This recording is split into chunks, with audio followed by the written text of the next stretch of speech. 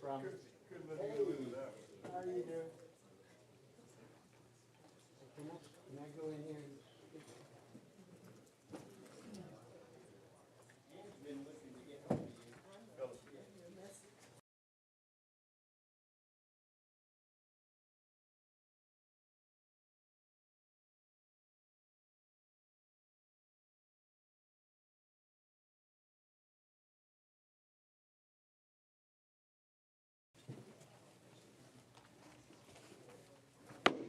All rise.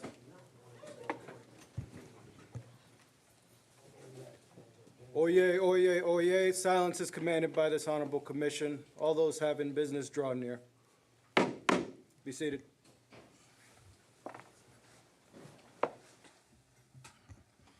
I've asked you to be seated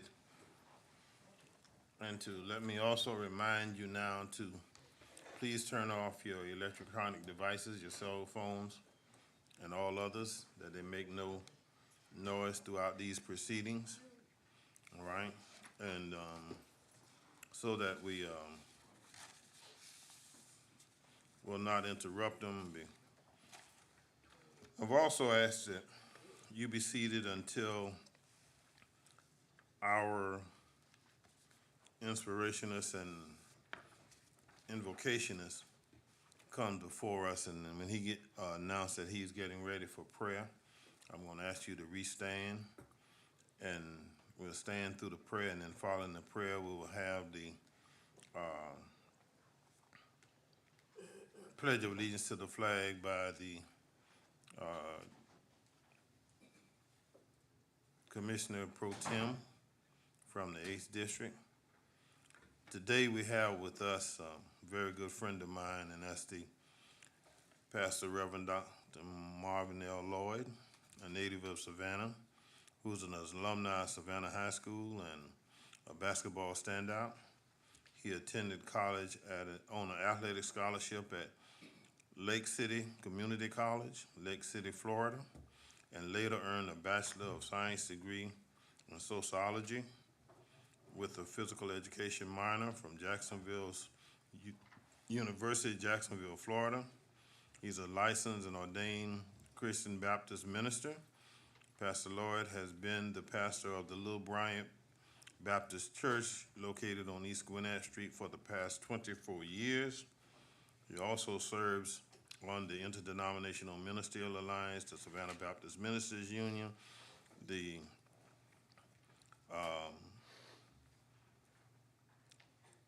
also the Emancipation, as well as the Alliance of Pastors.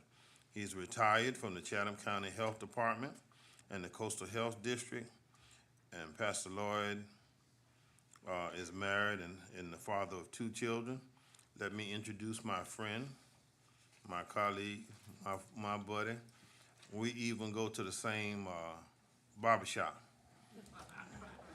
And so that you'll know, it's called the Harris Brothers Baptist Barbershop, because we gather in there and we talk scripture, right? Pastor Lloyd, the floor is yours, and when he says that it's time for prayer, I ask all of us to stand. Good morning, everybody, in the name of our Lord and Savior Jesus Christ. To Chairman Ellis and members of the Chatham County Commission, it is indeed a pleasure to be here. I want to thank you all for the invitation to come out at this time. As I look to my left and see the vacant spot, I want, just like you all are, I miss our ambassador of basketball, Larry Gator Rivers of the 2nd District. I pondered what to say on this occasion, and for the last week or so, and more intensely the last few days, as to what to say. And that's typical of those who are in ministry.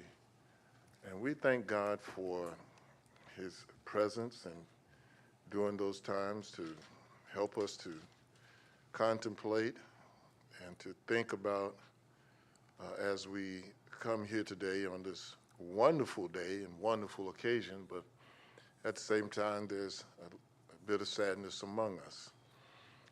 And I found two places I would like to share with you today. In Paul's second letter to the church at Corinth, he says, "We are therefore Christ's ambassadors." And I just want to stop right there. And as I think about all of you in here today, I see you as ambassadors. Ambassadors for your area where you serve the people that you serve, and ambassadors for Chatham County. As I think about Larry Gator Rivers, I was thinking about his middle name, his nickname, Gator. He often tells the story of how he got that name, being poor, playing basketball with no shoes on. And someone said, "Man, how do you do that? Play basketball with no shoes on. You must have skin like a gator, an alligator, really." And then the name Gator just stuck with him. And it's amazing to me how someone can take a little round ball, a basketball, a kid's toy, and become an ambassador around the world. We only see the basketball, the twirling on the fingers, and the tricks that he will do. But if you ever sat down and had a conversation with him, and I'm quite sure many of you have, you will find that he's a very intelligent, well-read, very well-spoken individual,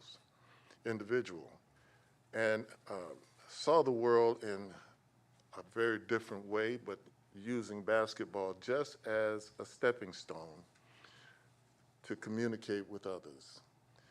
And so he was an ambassador, one of Savannah's favorite sons, an ambassador for Savannah and for Chatham County.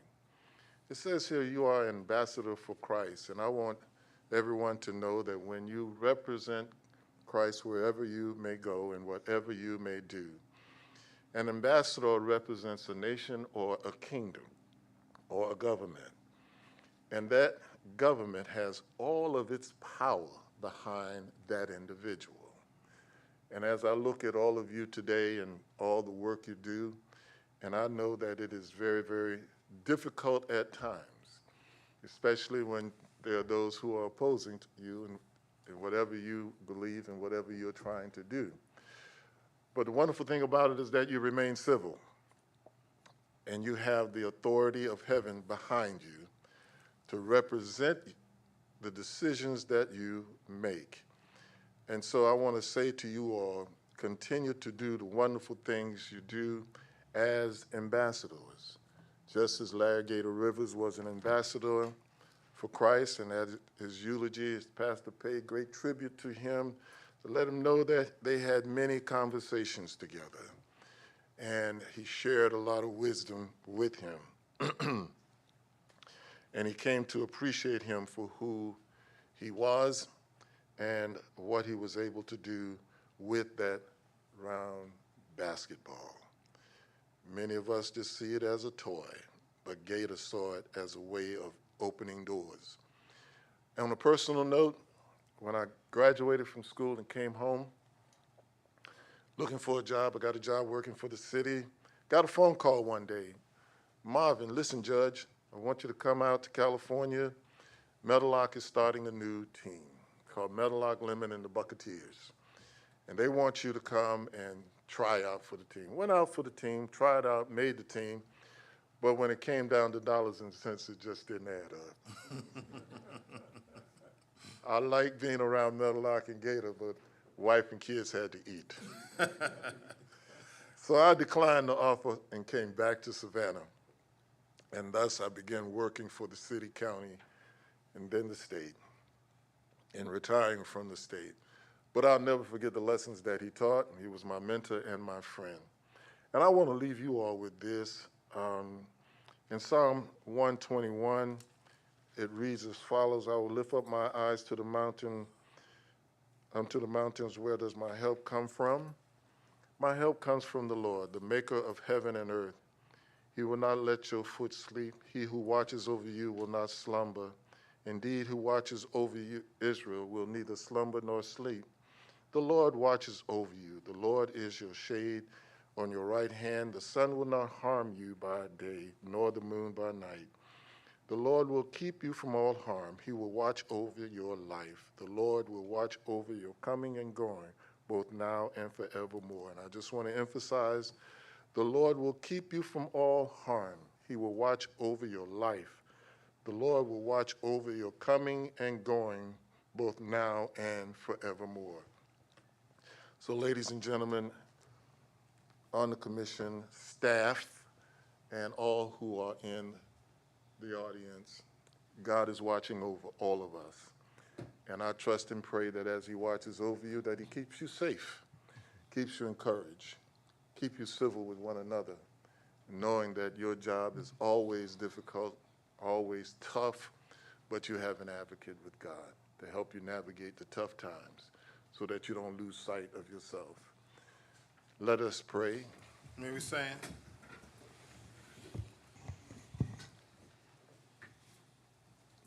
O Lord, our Lord, how excellent is thy name in all the earth. Out of the mouths of babes and suckling thou hast ordained strength. What is man that thou art mindful of him, but the Son of Man that thou visitest him? For thou hast made him a little Lord than the angels, and crowned him with glory and with honor. We honor you today, O Lord, for your greatness, for your majesty, and for your power. We love you, O God, because you have been gracious and merciful to us. And we thank you, O God, that you have allowed us, Father, to come together, stand in your presence, and dedicate all of our work unto you. Bless this commission and bless the staff. And Lord, I see the young people that are gathered here today, O God. Bless them in a special way. Bless all of our law enforcement and all of those who are in charge there. Keep them, O God, safe, O Father, that our communities may remain safe. Bless Chatham County with all that she stands in need of, O Lord. And Father, we pray that as we go throughout the day, as your scripture said, Father, that you will keep watch over us and that no harm will come to us. We ask all of these blessings in the name of the Father, Son, and the Holy Spirit. Amen, amen, and amen. I pledge allegiance To the flag of the United States of America and to the republic for which it stands, one nation, under God, indivisible, with liberty and justice for all. Thank you. You may be seated. God be with you. Pastor Lloyd, we want to thank you for coming and sharing your words of wisdom with us today and giving us the knowledge, the know-how, but most of all, the understanding that we go forth in God's name. God be with all of you. And Thank with you as well. Thank you, Pastor Lloyd. Roll call. Chester A. Ellis, Chairman. Present. Helen L. Stone, District 1, Vice Chairman. Kenneth A. Adams, District 8, Chairman Pro Tem. Present. Bobby Lockett, District 3. Present. Patrick K. Farrell, District 4. Here. Tanya Milton, District 5. Present. Aaron Whiteley, District 6. Here. Dean Kicklider, District 7. Here. Now let us call on Commissioner Milton for introduction of our youth commissioners. Thank you, Mr. Chairman. It is my pleasure today, and I enjoy doing this because I like to see the light in their eyes that lets me know that they're eager to learn more and more. So today we have with us the youth commissioners in attendance. We have Mr. Ethan Yancey, who's a junior at New Hampstead. Welcome, Mr. Yancey, and we want you to participate and listen and learn and ask questions. And we also have Ms. Sanaya Warren. Sanaya is a senior at Savannah Arts Academy, and she is aspiring to graduate and attend, is it Georgia Southern? Georgia State. And what field are you looking at? You have a special program that you're going in? In the honors program, and I'm specifically double majoring in financing and marketing. Very good, very good. We welcome you, and we encourage you to listen, pay attention, ask questions, and get involved. Thank you. And let me call on the youth commissioners, because I know that Your time is short, all right? And you have to get back to school, but understand that you wanted to make some expressions. Just on behalf. Make sure you turn the mic on. This is, oh, wow, okay. Just on behalf of the youth commissioners, we'd just like to extend our condolences to Commissioner Rivers' family. Thank you so much. We appreciate that. We also want to, excuse me, we also want to recognize this time, I want to ask them to stand, the Student Council from Isle of Hope. Will all of you stand?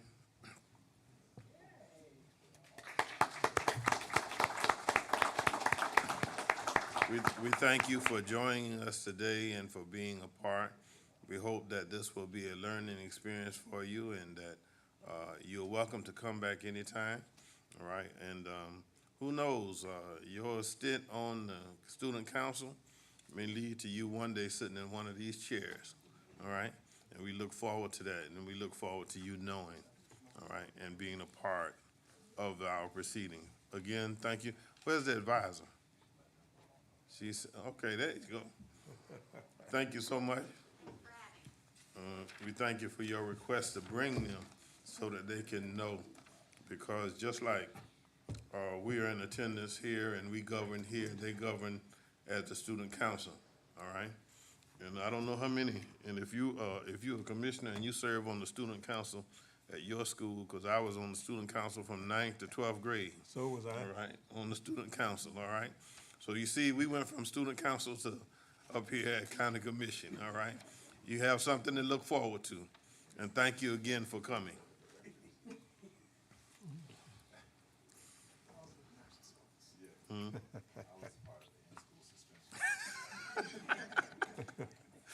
All right. Let us go to proclamation. Express your presentations. Proclamation recognizing the week of May 14th through 20th, 2023 as Police Week in Chatham County, and Chief Hadley is here to accept.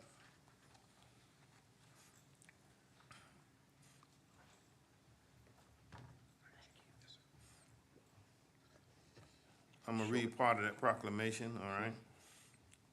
The County of Chatham, Georgia, proclamation. Whereas the Congress and President of the United States have designated May 14th through 20th, 2023 as National Police Week. And whereas the National Association of Chiefs of Police have declared police officers' safety and well-being a top priority, and the IACP's Center for Officer Safety and Wellness promotes the importance of individuals, agency, family, community safety, and wellness awareness. And whereas the member of the Chatham County Police Department play an essential role in safeguarding the rights and freedom of the citizens of our community, and it is important that all citizens know and understand the problems, the duties, the responsibility of their police department. And whereas the members of our police department recognize their duties to serve the people by safeguarding life, property, by protecting them against violence or disorder, and protecting the innocent against deception and the weakness against oppression of intimidation. And now, therefore, I, Chester A. Ellis, Chairman on behalf of the Chatham County Board of Commissioners, do hereby proclaim May 14th through May 20th, 2023 as Police Week in Chatham County, and urge all citizens to join in appreciating ceremonies and our observance of commemorating police officers past and present who by their faithful and loyal devotion to their responsibilities have deemed a dedicated service to their communities, and in doing so have established for themselves an invisible and endurable reputation for preserving the rights and security of all citizens. And witness whereof, I here to set my hand and cause the seal of Chatham County, Georgia, to be affixed this 12th day of May, 2023. Chief, the floor is yours. Thank you. Now, Commissioner Whiteley laughed at me when I walked up here because the good pastor was just a slight bit taller than I was when he gave his thing, so. I'll be very brief. First of all, on behalf of Sheriff Wiltshire, he wasn't able to stand up here with me this morning because he had a prior engagement. But on behalf of the men and women of the Chatham County Police Department, the Chatham County Sheriff's Office, and all the sworn law enforcement that are employed by Chatham County, thank you for your unwavering support for us day in and day out. This Board of Commissioners and the chairman have been extremely supportive of us in every which way as possible. You challenge us, you ask us great questions, you expect a lot from us, and we try to return that with good service and good work. So thank you very much. Sincerely appreciate it. Thank you. You want me to come around? Oh. Okay.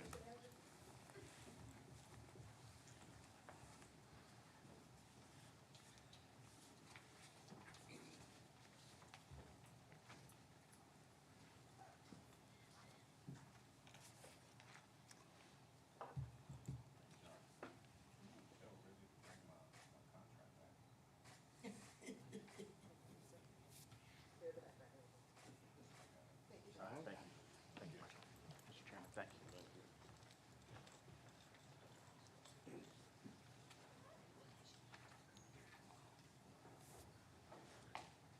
Commissioner Stone, Yes, sir. go right ahead. Thank you, Mr. Chairman. I have before me a proclamation because, as some of you may and some of you may not know, that May is Mental Health Awareness Month. So I'm going to read this proclamation, and then I'm very thrilled to give you all an update of what Chatham County, as well as the state of Georgia, and as well as our National Association is doing on the front to combat the stigma against mental illness and to research every avenue possible for treatment. So first, I'll read the resolution, and then I know it's going to be a long meeting, so I don't want to belabor it, but I'll give you a quick update of the events that took place in Washington, D.C. this week. Whereas nearly 1 in 5 adults and 1 in 5 adolescents in the United States live with a mental illness. I want y'all to think about that, 1 in 5. Whereas mental health impacts a person's emotional, social, environmental, financial, and overall well-being, with significant disparities among racially and ethically diverse communities. And whereas 1/3 of the United States population lives in a county designated as a mental health professional shortage area. And whereas an estimated, and I want you to listen to this number, 44% of residents detained in jails are suffering from a mental illness, often with co-occurring substance use disorders. And whereas Chatham County serves as a safety net for residents in need, first responders and operators of crisis lines, public hospitals, and detention centers have been an active participant with the National Stepping Up Together and Familiar Faces initiative to reduce the number of people booked into the detention center with a mental illness. Now, therefore, I, Helen Stone, on the behalf of our chairman, Chester A. Ellis, on the behalf of Chatham County Board of Commissioners, do hereby proclaim May 2023 as Mental Health Awareness Month in Chatham County, and to highlight the critical role of the county in providing crucial behavioral health services and resources to its residents. In witness whereof I have hereunto set my hand and caused the seal of Chatham County, Georgia, to be affixed this 12th day of May 2023. So I had the privilege this week of being in Washington, D.C. with, for 2 days, a very full-packed agenda, everything from a roundtable discussion at the White House, a discussion with the Secretary for the Department of Health and Human Services, and a visit to the National Press Association. There are 4 things that the National Association and your county and your state are advocating for.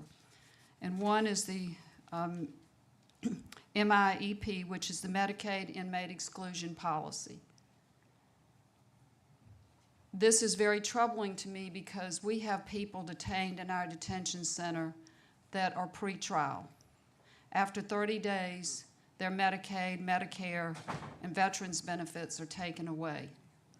They haven't even been convicted of a crime. And we're trying to create awareness to Congress that this needs to be revoked. The IMD, which is also a federal law that caps beds in facilities, crisis treatment facilities, to 16. That number needs to go away. We have a lot more people in our community that are suffering from a mental illness breakdown, a mental illness crisis, and/or substance abuse, and 16 beds is simply not enough. And if they don't meet that 16-bed criteria, they're not eligible for Medicaid. Workforce development. Everybody's suffering from workforce shortages. Unfortunately, in the field of mental health, there's a large problem not only in recruitment, but in retention. It's a very stressful job trying to work with people that you may not understand them and they may not understand you. We also need to build up our mobile crisis units to help de-escalate situations when someone is in crisis and the individual there is trained to know how to de-escalate the situation and best help that individual and get them into treatment. We're also advocating for insurance parity. Insurance should mean the whole body, not just from the head down. If you're not mentally well, you're not physically well. And the stigma and the parity in that needs to change. I really want to thank this county, our chairman, this commission, and this staff, especially Tara Jennings, who has been side by side with me on this issue. We have organized field trips for our congressional members' staff to look at our current Child Adolescent Center, which is antiquated and not located in the best location. It's isolated. And we took them to our new facility for adults, our BHCC, Behavioral Crisis Center, on the end of Skidaway and Durin. We wanted them to see the difference. We wanted them to see what we need to do for the children in our community. I would challenge anyone in this room to go out and sit through our juvenile courts and listen to some of the cases that these judges are dealing with. We have many children in our community that are in crisis with behavioral problems, with family problems, and with substance abuse. We need to do something about it. So, I just wanted to give that update, and I want to put out, because we're being televised, that we need to raise the money from our federal and state partners to build this Child Adolescent Center. The county has put skin in the game. We have a location, we've purchased the property, and we need partners because we need to help these children. This is our future. An investment on the front end will save us a lot on the back end, and think of what it'll do for the lives of these children and their families. So, Mr. Chairman, I will conclude with that, and I thank you for letting me give you an update. All right, may I call on Ms. Phyllis Anderson, who is Director of the Child and Adolescent Program and the Outreach for Gateway, to accept the proclamation, and the floor is yours. Okay. Thank you, Commissioner Stone, for coming out to visit us. I appreciate that, and being able to get an in-depth look on what we need at our Children and Adolescent Crisis Stabilization Unit, Lakeside. So unlike our officer here, I am a mental health expert and clinician and director of children and adolescents, so we like to talk. But I've been told to keep it brief, so I'll try to keep it as brief as possible. But again, I'm Felicia Anderson. I am the Director of Child and Adolescent Services and Director of Outreach with Gateway Community Service Board. I am the chair of our Chatham Regional Community Collaborative, And last but certainly not least, I'm a proud Chatham County resident. Most importantly, I stand before you today to bring awareness and to address a critical issue that impacts the well-being of our community, which is mental health. May is Mental Health Awareness Month, making it an opportune time to shed light on the challenges we face, the progress we have made in this county, and highlight the opportunities we have created to foster a more resilient and compassionate city and county. Like Commissioner Stone said, mental health impacts us all. It is not a niche concern. Just like physical health, we all have mental health, and we typically function on a spectrum that ranges from us thriving to sometimes surviving. According to National Alliance on Mental Illness, and again, like Commissioner Stone said, 1 out of 5 adults and 1 out of 5 children suffer from a mental illness. However, today, let's talk about a new statistic we're striving for. Although individuals are struggling, how about in this county, in this state, and in this country, we have it where 5 out of 5 adults and 5 out of 5 children have access to quality mental health care. One of the greatest barriers to the progress in mental health care is the persistent stigma that surrounds it. Many individuals fear judgment and discrimination, and if they seek help or openly discuss their mental health, they are scared. It is our responsibility to challenge these stigmas and foster an environment of acceptance and support. This proclamation amplifies our voices, it sheds light to the mental health challenges, and provides an opportunity for us all, like our gentleman said here earlier, to be ambassadors and to break down those barriers and encourage conversations about mental health, but also do the work. In the spirit of collaboration, Chatham County, we've been doing the work. And Chatham County has prioritized a comprehensive approach that encompasses preventative, trauma-informed care and crisis support. Many partners have committed to move our communities from healing to hurting through collaborative partnerships. And I am proud to acknowledge the efforts of Chatham Regional Community Collaborative and Resilient Coastal Georgia with over 100 partners. And I can't name everyone because we'll be here all day, but a few partners I would like to highlight is our library system, Loop It Up, The Front Porch, Juvenile Court, Coastal Georgia Indicators, Safety Net Planning Council, Homeless Authority, The Front Porch, Savannah Chatham County Public School System, Heads Up Guidance Services, the Mediation Center, and many, many more. Through this collective work, we prioritize mental health by delivering innovative community-based programs and trauma care initiatives. By investing in early interventions and equipping families in the necessary tools, we can mitigate the long-term impacts of mental health challenges. Furthermore, I want to emphasize the commendable efforts of Gateway Community Service Board, my home team, as a safety net behavioral organization for our county. We have continuously provided mental health services in collaboration with our county, as well as the support you all have provided us. Some highlights is 10 Chatham County schools here are receiving school-based mental health services. We have our crisis stabilization units that serve adults, and Lakeside Crisis Stabilization Unit in Bloomingdale, which we are advocating for a more up-to-date facility. Yes. We also are in the process of graduating 6 psychiatrists who have went through our psychiatry program over the past 4 years. As we continue to advocate for mental health and work towards building a more inclusive and supportive community, let us remember this. We don't blame or punish a person with epilepsy when they have a seizure. We don't disengage with a person with asthma when they are experiencing an asthma attack. So why do we completely write off individuals who are struggling with mental illness when they show us the symptoms? Let us not allow the stigma surrounding mental health to keep us silent or prevent us from taking action. I am honored to stand before you to accept this proclamation on behalf of all our partners in Chatham County and to thank you for prioritizing mental health in our area. Thank you. Thank you. Thank you.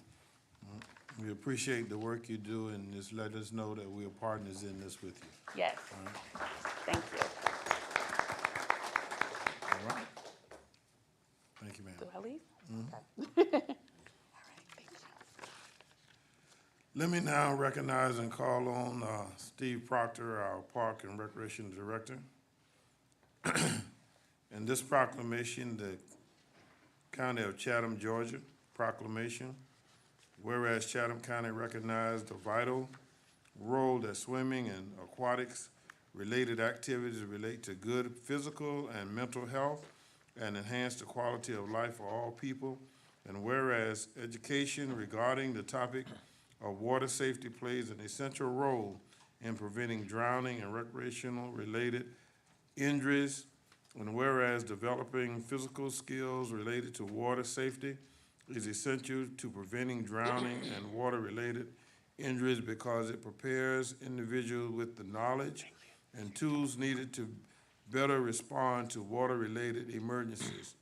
Now, therefore, I, Chester A. Ellis, Chairman on behalf of the Chatham County Board of Commissioners, do hereby proclaim the month of May 2023 as Water Safety Month in Chatham County and encourage all residents and visitors to become informed about water safety and the products and the facilities related to aquatic recreation. In witness whereof, I have hereto set my hand and caused the seal of Chatham County, Georgia to be affixed this 12th day of May 2023. Thank you, Chairman, and thank you, Commissioners. Water safety, this is Water Safety Month, as you said. Water safety is very important, especially in Chatham County, where we are surrounded by water. At the Aquatic Center, we have swim lessons for all populations. We have swim lessons for special populations, community, for kids, for adults alike. We also, about 7 years ago, we partnered with Safe Kids of Savannah to place kids' safety life jackets at the county's boat ramps, because we want to ensure that all kids have safety vests when they go out boating. We also partnered with Safe Kids to have an annual Make a Splash event at the Aquatic Center. This event will happen tomorrow from 9 to 12 p.m. at the Aquatic Center. We've been doing it annually, like I said. It's for ages 6 to 12. There'll be life jacket fittings, there'll be swim lessons, and there'll be other safety classes and safety little break-offs where they'll learn about water safety. Again, I'd like to thank all of y'all, and thank you. Thank you. And we hope that the community will take advantage of the education that we're putting out as concerning water safety, because we know that everybody down is headed to the beach. That's right. Right? And like I said, we're surrounded by water. We want to make sure that we have no fatalities this coming water season. Thank you so much for the work you do. Thank you, and the work Chairman. that your staff do. Give them our regards. I sure will. Right? Mr. Thank Chairman, you. quick question Sure. for Mr. Proper. What was the times for the event tomorrow 9 a.m. to 12 p.m. at the Aquatic at the Center? Aquatic Center. Yes, sir. Okay, thank you. Thank you. All right? We invite the public to get to know. Definitely. All right, Thank you. I got a note. I'm requested to come down. Come on, mental health. Oh, okay.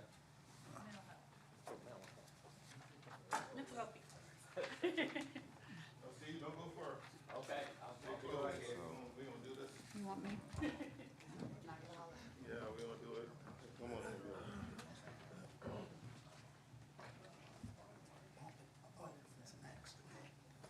But that's commissioner's items. It's commissioner's items. This is to remove the referred clause. Hear me? Yeah, After they threw it over his presentation. yeah, no, that's what I'll do. Got everybody? I got it. Yeah, so we're just removing the reversion clause from the deed. We're not going to address the lease, because that's an issue. All right, thank you all. Come on, Steve. Thank you, sir. Ryan, good job. Ryan, good to see you again. How you doing? All right. Yeah. All right.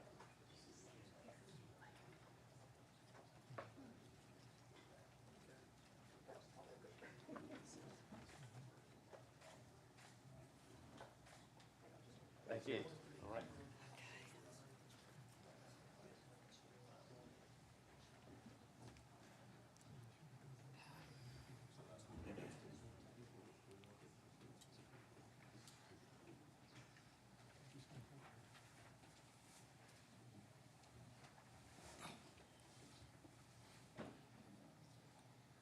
All right, moving the agenda right along. At this time, I want to put into motion the appointment for a temporary replacement from today through September the 19th, the name of Gene Rivers to fulfill the unexpired term until the special election for the vacant seat caused by the passing of the late Larry Gator Rivers. Is there a second? I'll second that. It's been properly motioned and second that Gene Rivers be appointed to serve the interim time. Are you ready for the question? All in favor, please signify by voting.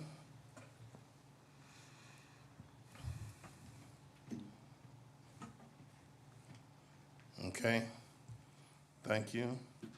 And so we will get in touch with Ms. Rivers after to make sure that she knows, we have been in touch with her, and we'll make sure that she knows that she's appointed as of today. The second part is a resolution by the Board of Commissioners to hold a special election. Be it resolved, the Board of Commissioners of Chatham County did at its regular scheduled meeting on May the 12th, 2023, whereupon a motion was made and properly second, and the board unanimously voted to hold a special election to fulfill the unexpired term of the late Larry Gator Rivers.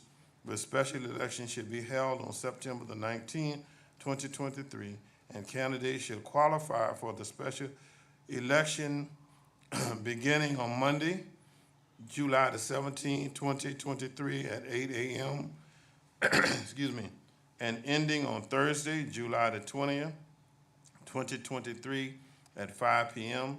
at the Board of Elections for Chatham County. Additional information and concern qualifying may be obtained from the Board of Election of Chatham County. Second.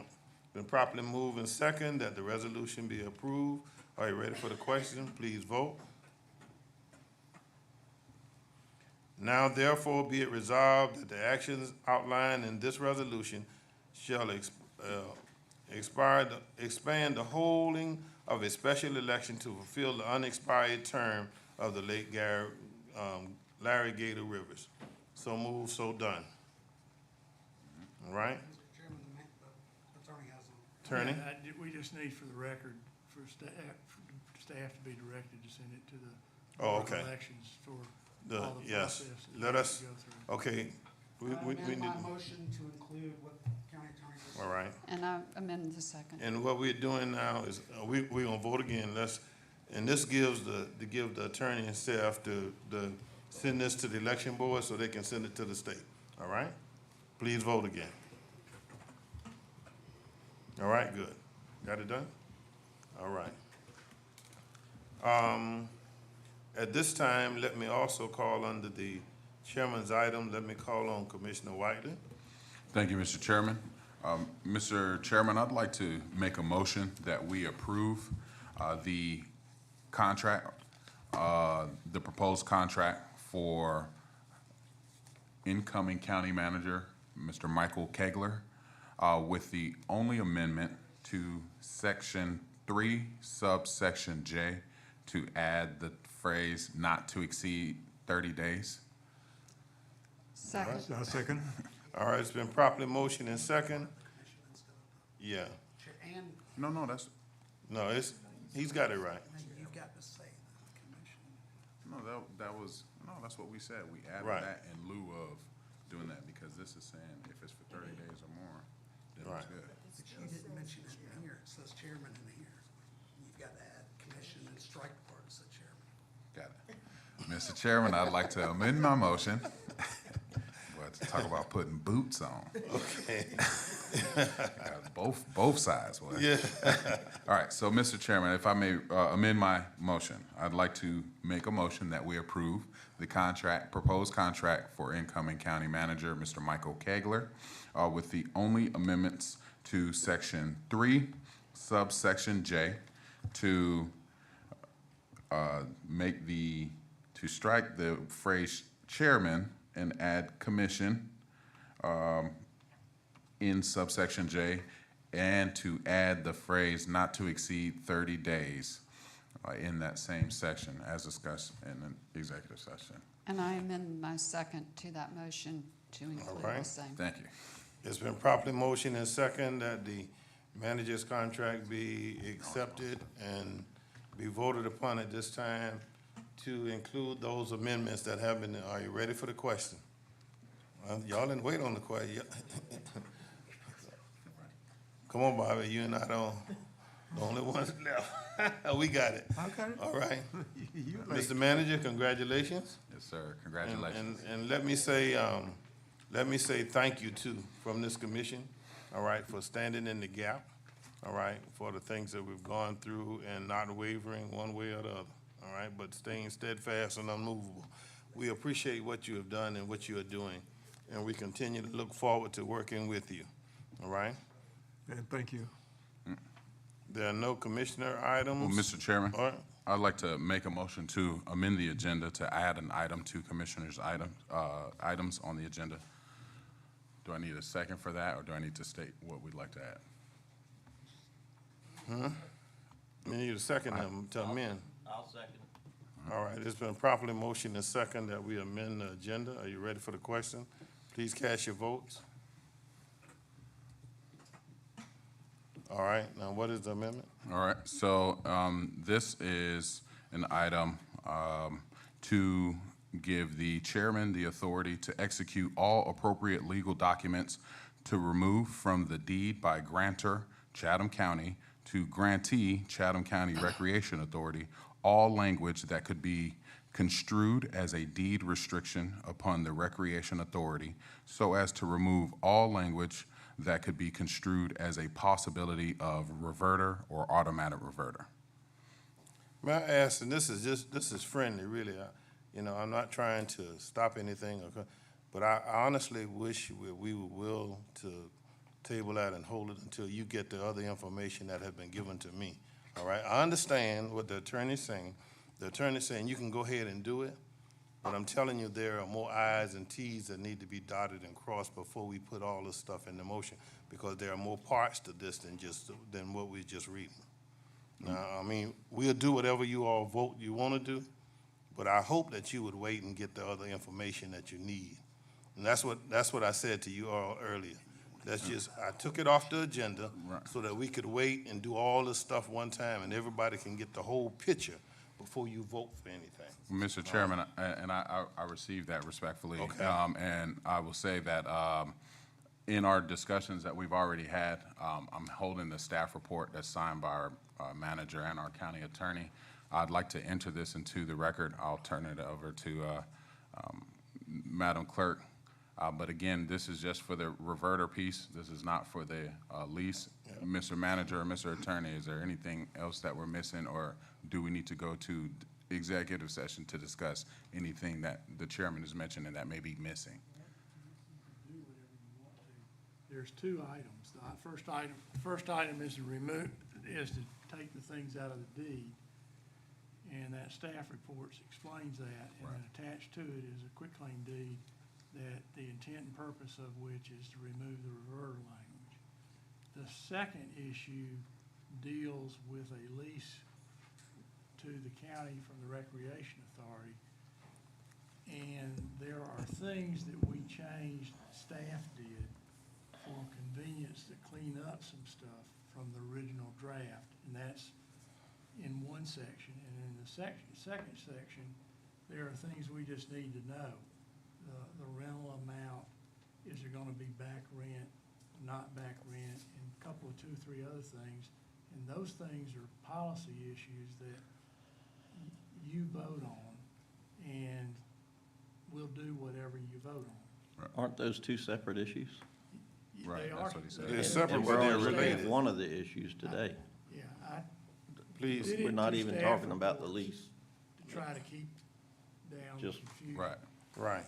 And this staff report does, it only addresses the removal of the reverter clause. It doesn't, in my motion, please, I hope my motion is not construed to imply any lease agreement of any sort. This is just solely to remove the reversion clause from the deed. Which has nothing to do with nothing directly to do with the lease. I mean, we All of tabled it the is- lease part, he pulled that off the agenda, so that's fine. We'll keep talking about that. All that's related, and what you all told me is not what we saying, and I understand why you're not saying what you told me in here, because it shouldn't be said in public before it's said in executive session, all right? And all I'm saying to everybody up here is, there is more to this than is being said and being read, all right? Say it. I think, no, it's not appropriate to say it in open session before you do an executive session. Well, we Now, just had an listen. executive session for over an hour, there was nothing mentioned. Here's what you all can do, all right? I'm gonna say the same thing the attorney did. Whatever y'all vote, that's what they gonna do, all right? But I'm just letting you know there are more I's and T's that you need to know before you do anything. A point of information, Mr. Chairman. I just asked our attorney and our manager if there was something that needed to be further discussed in executive session. And neither one of them just said yes. And it's okay to say we need to talk about it elsewhere if it needs to be talked about elsewhere. That's fine. I don't hear that.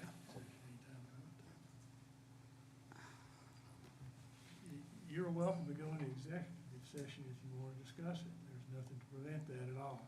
Right, well, I'm asking, is there items that we are not privy to at this point that you recommend we discuss in executive session? Yes or no, sir? On just this item, Just on nothing to this do with. item. Just on the no- reverter. Nothing to do with the lease. Staff report is Nothing. accurate, quitclaim deed is accurate. Got it. It's a Thank you. standalone Right. issue. All right, any other unwrittens? Yes, ma'am. I didn't have a So second. for clarification, we're just voting on that one clause. Is that correct? Yes, ma'am. Wait a second. Okay. Did All we right, have a it's been second? properly motioned, it's been second, Okay, gotcha. all right? We've had the discussion. Anybody else want to say anything? Yes, sir.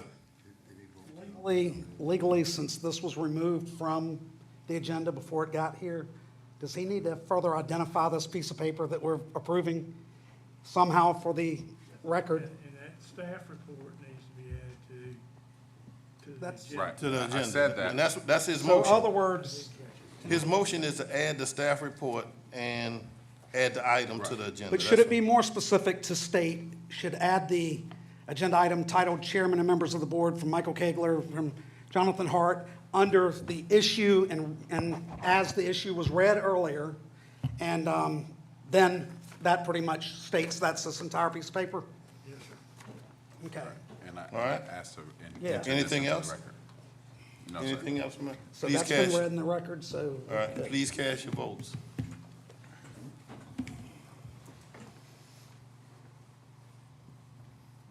Who we waiting on, third? Okay, we got him. Waiting on A.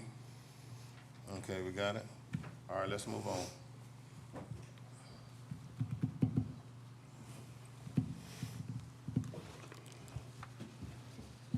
All right, items for individual action.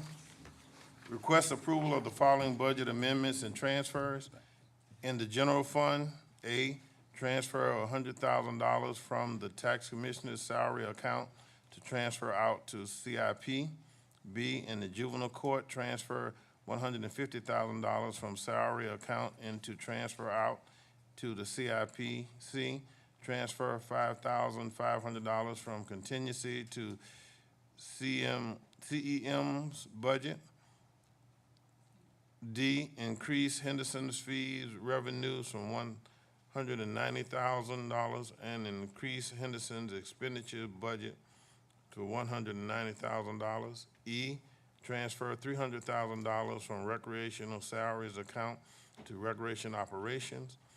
2, in the capital fund, in A, increase revenue and expenditures $100,000 for the tax commissioner capital equipment purchase, and B, increase revenue expenditures $150,000 for the juvenile court facilities maintenance project. 3, in the multiple grant fund, A, increase revenue and expenditures $415,164 for the federal opioid settlement fund. Increase revenues and expenditures $111,718 for the American Rescue Plan, Local Assistance, Tribal Consistency Fund grant. Increase revenues and expenditures $344 for supplies for the CJCCD UI Court Fund. D, increase revenue and expenditures $45,000 for the Emergency Management Performance Grant. E, increase revenues and expenditures $52,500 for the Georgia Department of Human Resources Family Correction Grant. F, increase revenues and expenditures $219,375 for the Federal Emergency Management Grant, FEMA. 4, in the CDBG grant fund, increase revenues and expenditures $5 million for supplement funds in the Second Harvest Food Bank grant. 5, in the American Rescue Plan transfer funds among projects as listed in attachment. Is there a motion? So moved, Mr. Chairman. Second. Been properly motioned and second that all transfers be accepted. Are you ready for the question? Please signify by voting. Okay. 2, to present the fiscal year 2022-23 third quarter financial report dated March 31st, 2023 to the board for information. Ms. Davis. Good morning, Chairman, Good morning. Commissioners. Good morning. It's a total coincidence that this slide presentation matches my outfit today. I wasn't gonna say it. It was pointed out to me just before I got here today. But anyway, we are exactly where we expected to be right now. Our third quarter, we are just before our final installment of our tax payments, and so our revenues are up slightly from last year. Revenues in the general fund were $153.04 million, and expenditures were $163.4 million. Special Service District, we had $36.6 million, and expenditures of $25.5. Looking at those revenues a little bit closer, you see that our taxes in the general fund were $139.1 million, in the general fund 32.2 in SSD. And just take a look going down there. Our investment income, we still have that unrealized loss, but on the good note, it's a lot smaller than it was last quarter.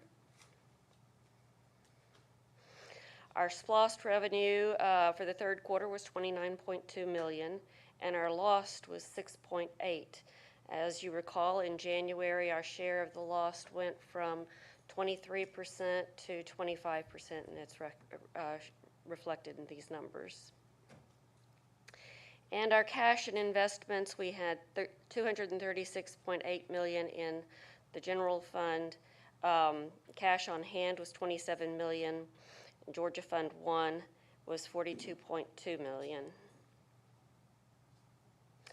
And our ongoing saga with fire fees, we are still collecting funds. They are trickling in, but as of today, last week, we had collected 11.5 million. We billed 13.5. So we still have about 2.3 million uncollected, which includes a $300,000 for the penalties and interest for non-payment by the due date. Final invoices with late penalties were sent out in February 13th. And that's my presentation. Do you have any All right. questions? Questions?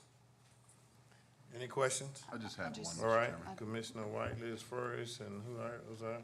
Commissioner here on the Stone. Anyone else? All right, Commissioner Whiteley? So, with two questions, can you go back to the slide where it showed we had significantly higher expenditures than our inflows? Is that just because we hadn't collected all the taxes? Yes, half of our taxes are collected in the second installment, which were basically just mailed out this last month. Gotcha. And so we will receive most of that in June and July. Okay. And then my last question, this is to Mr. Manager, as it relates to the fire fees, when will the next round of billing go out? Or at least a rough estimate? Well, it'll be early fall. We're looking at September, possibly. And on another note with that, we're meeting with CES on Monday to go over the budget, and then we'll report back to the board once we get through with those negotiations with them. Thank you, sir. All right, Mr. Commissioner Stone? Just real quickly, so looking at this and looking at this prior to today, so we're about where you expect to be? Yes. Okay. Actually, the general fund revenues were about 12 million higher than this time last year. And of course, the expenditures were 10 million higher, but yes, we are pretty close to where we should be. Okay, because we don't start receiving the property taxes until what, July? Well, we actually started receiving them this month. Okay. They were billed last month. The tax commissioner sent us about $8 million this last, actually, 2 days ago. Okay. For our April collections. All right, thank you.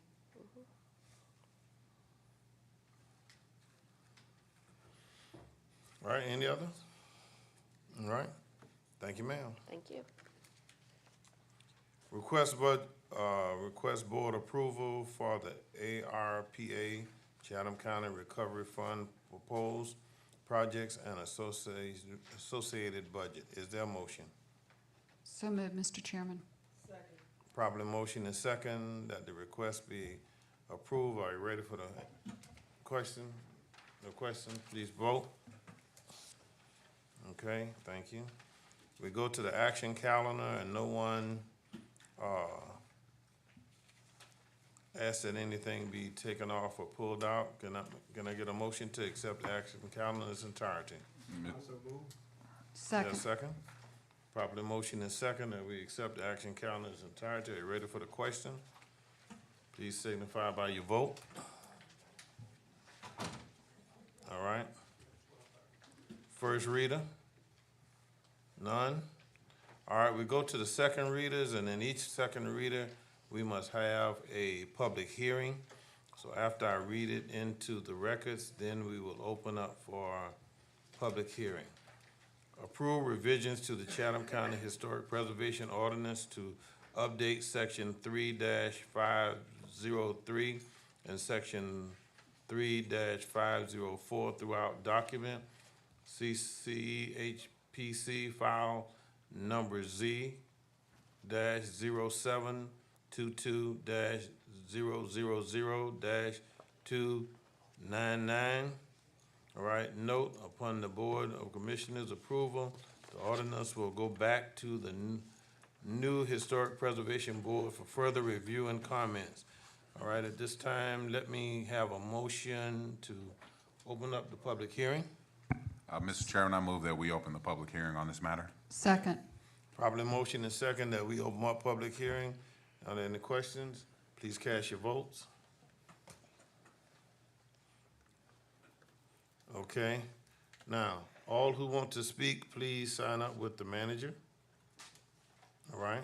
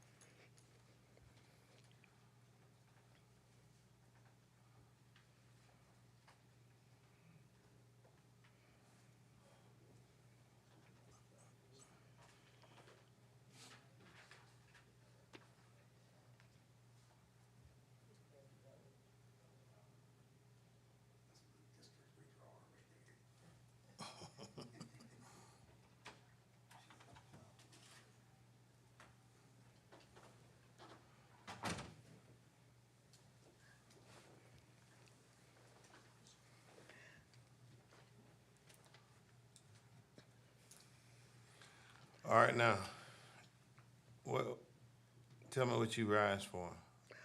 If I may, Melanie Wilson, Executive Director of the Metropolitan Planning Commission. We've got two staff members that this is their first time coming before you, so I wanted to take a moment to introduce them to you. Caitlin Chamberlain is the person that will be staffing the Historic Preservation Commission, and will be here to answer questions for that item. And then, Okay, well, hold that right there, all right? Y'all have a seat, I'll call you. Have a seat. Have a seat. Go ahead. Let's get those from the public who want to speak now, and they're speaking for or against, right? Really just No, All right. commenting on more than anything else. we've got Mr. John Northrop, and speaking against. Commenting on, Okay. really. Commenting on? Yes, sir. Okay. Yeah, for the record, my name is John Northup. And I'm an attorney with Bowen Falligan. I'm here with my law partner, Andrew Walkoff. We're representing the Isle of Hope Historical Association. We had actually sent a letter out to the commissioner, the members of the commission.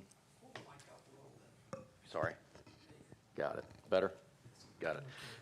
And it wasn't put in the agenda packet. I've got hard copies. If you guys would like me to hand them out, I'm happy to do that right now. No, we've already passed those. You've got out. Yeah, they should already have those, isn't it? Yeah, I've seen. I just wanted to make sure everybody had a copy. No, that's not it. It's not that, but it's, we sent that back out and it's been out for some time now. All of Okay. us have copies of it. Yeah, we sent it, I think, the night Right. before last. Right. Anybody who needs a copy, he's got extra copies, but you should already have that in your things. No, that's In an totally different. email. Yeah.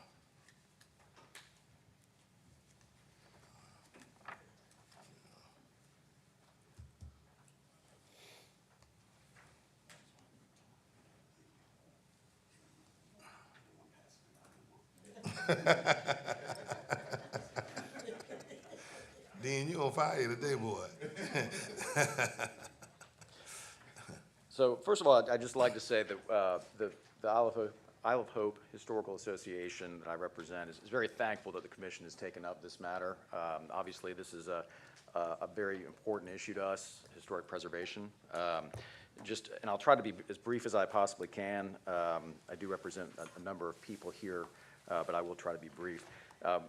We actually submitted an application for the designation of a historic district in the Bluff area of Isle of Hope. And that was submitted last March, so March of 2022. The MPC recommended approval of that application. On July 6th, the Historic Preservation Commission that was then impaneled also approved it by a 3-to-1 vote. After that, it had been put on the agenda for this commission a couple different times, and it had kept getting pulled off, and then it was tabled for legal review, and that's kind of where it's been for the past year or so. We're not exactly clear about the nature of the legal review, but needless to say, we're eager to get this process underway, and some of that is detailed in our letter. That being said, we are here in a friendly posture. We're very happy that the commission is taking this up. Obviously, we would like to see a new Historic Preservation Commission get impaneled. The only reason that we decided to appear here today really is to just comment a little bit on this proposed ordinance, these changes to the Historic Preservation Ordinance. The first thing is that it's been a little difficult for us to evaluate the changes that are being proposed here, just because I pulled a copy off the agenda packet this morning, and it was still a version that was a red line version and had a lot of highlights, and it just wasn't, the agenda item discusses a lot of changes, and we don't object to any of those changes. The only problem was that the draft was a little bit difficult for us to figure it out. Now, we did just get a clean copy, and to the extent that in the past 30 minutes, I've kind of tried to go through very quickly to make sure that the clean copy does reflect the changes that are in the agenda item description. So far, so good. The only thing that concerns me there is I don't think that clean copy was published in the agenda packet. So I don't know if the greater public has had the chance to review the clean copy. And we just want to make sure that everything is done absolutely correctly, because we want this ordinance to go forward. But we just we didn't see that published to the public in advance of the public hearing. So with that said, we are appreciative that we did get the clean copy, and so far, you know, in my 30-minute review, it looks like it's consistent with the items that are described in the agenda packet. There are only two changes that we would like to recommend to those, because we think it's important in the ordinance. The first is that in the ordinance, it defines the term resources. And that's an important definition to us, because that in turn goes into which historic properties are deemed worthy of protection. And so in that definition, the current definition of historic properties, it talks about including, and this is a direct quote, the adjacent area to the historic property necessary for proper appreciation and use of a resource. That to us means that you can look at a historic property and you can protect not just the property itself, but the things that are around it that are necessary to protect the property. And one of those things that we think is critically important to that definition is what's called a view shed. Now you might ask, what is a view shed? The convenient thing is that the ordinance currently defines a view shed. In fact, it's the very next definition in the ordinance. And the view shed definition, and I'll read it, is defined as the geographical area that is visible from a location. It includes all surrounding points that are in line of sight with that location and excludes points that are beyond the horizon or obstructed by terrain and other features like buildings or trees. That's been defined in there, so it's obviously important to somebody that drew up this ordinance. The interesting thing is it's not referenced anywhere else in the ordinance. So why define the term if you don't then use it elsewhere in the ordinance? And we would propose that the term view shed be included in the term resources, because it's appropriate, first of all, by the current definition, and it's something that this ordinance has already contemplated. So we would, and I can provide really adding it is as simple as adding it to the definition of resources as something that's in there. So that's the first point, the change that we would certainly like to see made. We think it's consistent with the current spirit of the ordinance. The second change is that the current qualifications in the ordinance for the members of the Historic Preservation Commission require a number of things. They have to be, certain numbers of them have to be familiar with historic preservation, have to be in certain fields, have to be representatives of professions which are directly related to historic preservation, et cetera, et cetera. The only one that we don't really understand is that it talks about those members, those potential members, have to be residents of unincorporated Chatham. That's not a bad thing, but that unincorporated part is a pretty severe limitation, because it would exclude anybody who, there are a lot of people certainly in Chatham County that are interested in historic preservation throughout Chatham County, whether it's in unincorporated or in one of the, I believe, 7 municipalities in Chatham County. But if you have that limitation in the text, then you're really kind of, you're making the pool of applicants for this commission a lot smaller. Because if you think about it, 70% of the population of Chatham County lives within the municipalities, only 30%. So as the ordinance is currently drafted with that one word, unincorporated, it takes that pool of people that you could draw from to be members of this very important commission and decreases it by 70%. So we would propose to the commission that if this ordinance moves forward, we would like to see that unincorporated word removed so that we could draw from anybody in Chatham County, any resident in Chatham. And as I mentioned before, we'd like the definition of resources to include the word view shed, as it's already defined in the ordinance. And so those are our only two comments. Again, I think with regard to the drafting, it appears to us that we were worried that the current draft, it was unclear as to what would be voted on, because that was what was published on the system. If it's necessary to republish the clean version and come back here, we would be fine with that. We just want to make sure that this is done correctly. And I'll take any questions. Mr. Chairman. All right, questions on him now? Thank you. Sir, do you specialize in historic preservation as an attorney? As an attorney, I do not. I am predominantly a real estate attorney, and I deal with historic preservation, but I am not a historic preservation attorney per se. Okay, are you here as a resident of unincorporated area Chatham County or as a paid attorney for a group or some clients? I am here as a paid attorney for the Isle of Hope Historical Preservation Society, or excuse me, Isle of Hope Historical Do Association. you reside in unincorporated Chatham County? I or- do. I reside in unincorporated Chatham. Okay. Your legal opinion, as you know from specializing in real estate, when we change ordinances, most of the time, whatever was there, whatever ordinance was there prior to that is grandfathered in, if done within a year of whatever. So, in your opinion, what's your legal opinion of if this went through and actually had the historical preservation ordinance passed, do you think that a piece of land, say nearby, because you're talking view shed, if they wanted to legally do something with their property, do you, in your legal opinion, would they be grandfathered in and allowed to do whatever they're allowed to do at the moment under the grandfather clause? Or do you think that they would, is there something more significant when it comes to this, because it's a historical preservation ordinance? Right.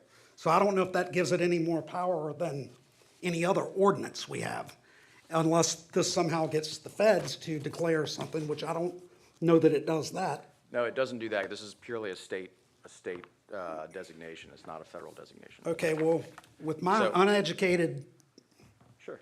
legal opinion, I would guess that this would be grandfathered in because it's just merely a local ordinance, just like any other local ordinance. And I have no idea where this, I kind of may have an idea, but I've just been hearsay of where it came from to start with.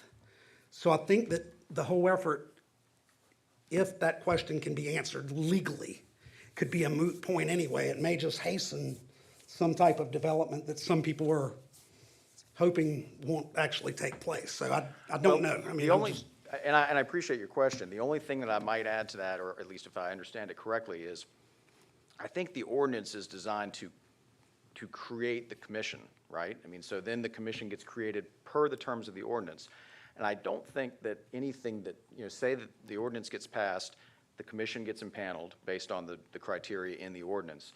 I don't think that anything that the commission would do would necessarily relate back to anything that's been done before. I think what we're trying to, and one of the reasons we're trying to push this as much as we are is, we've been sitting here for a year, and during that time, there might be, the members of the association are very, very, adamant about the fact they want to try to preserve as much as they can. And so during the year that this has been out there, they're worried that things are going to get developed or so we're eager to have this go forward. But I don't think, to your question, I don't think that anything that the commission would do would necessarily relate back to something that had previously been done. That is what would be grandfathered.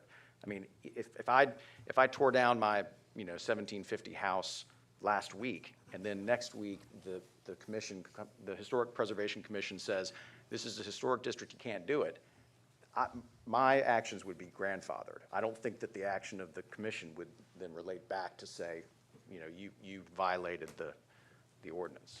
Right, I guess my concern would be I know that there's probably some people for it and some people against it that resides in the area. Certainly. Would be that without us knowing that something could pass, and potentially if there was one main thing that was a driving point, the residents could very well wind up with something that could possibly cost them more in the future, but not prevent whatever they were trying to prevent in the beginning. In other words, a development that would block the view of their water or something of that case, that if that is allowed with the grandfather law. Right, and again, I think that your point goes exactly to why we would like this to move forward, because we're worried that while this is in motion, something might happen that would be contrary to what we're trying to protect. Right. So, Okay, thank you. yeah, thank you. All right, any other questions? All right, thank you, sir. Next. You want to talk in between now? Yeah, I was just gonna make a comment. Put your mic on. Our attorney wants to speak and then, I was gonna make a comment to Mr. Northrop's comments, some of which were helpful.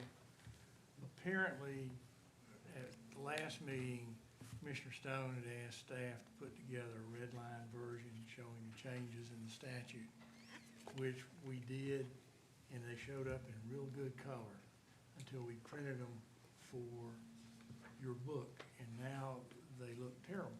Therefore, we have gone back now, and you should have a copy of the clean ordinance in front of you that is part of your staff report, which will make part of the staff report. If you do not have a copy, I have other copies here.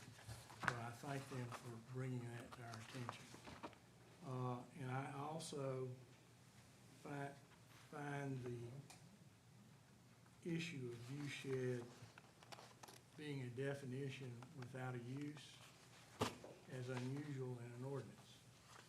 And therefore, I agree, Mr. Northrop, that why do you have it? And if you incorporate it within the resource, what you're really saying is you can actually have the district that will affect things and properties outside the district if it's necessary for you to appreciate something in the district. Now, I don't know how they act outside of their jurisdiction to affect somebody else's property that they neither have ownership or zoning interest in. And how do you decide one way or the other what you're gonna do about it? I mean, is there any ascertainable standard there?